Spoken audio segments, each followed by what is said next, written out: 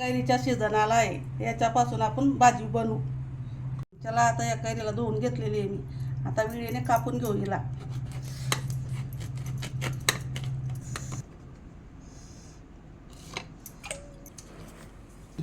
हा मसाला घेतलेला आहे.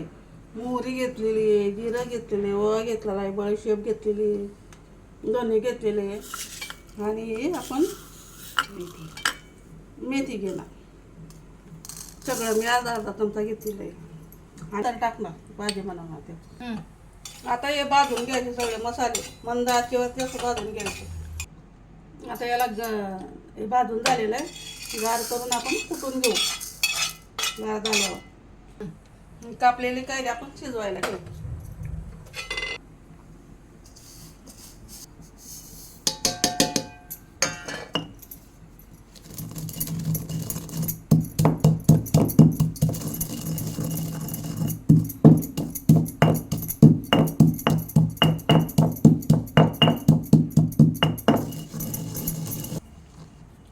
असं जाडसर कुटून घ्यायचं आहे. या मसाल्यात आपण तिखट टाकू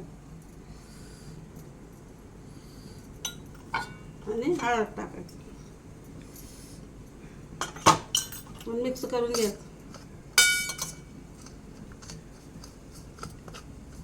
आता आपली कैरी शिजून झालेली. आता याचं पाणी गाळून घ्यायचं आहे आपल्याला.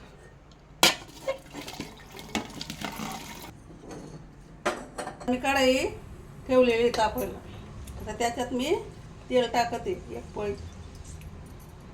1-1.5 असं टाकायचं. आता मी मसाला टाकते. तेल पण गरम झालेलं आहे, मसाला टाकते.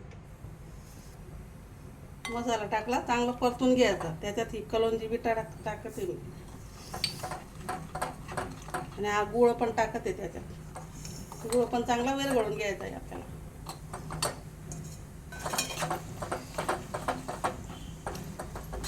शिजवलेल्या कैऱ्या टाकून घ्यायच्या आहे आपल्याला.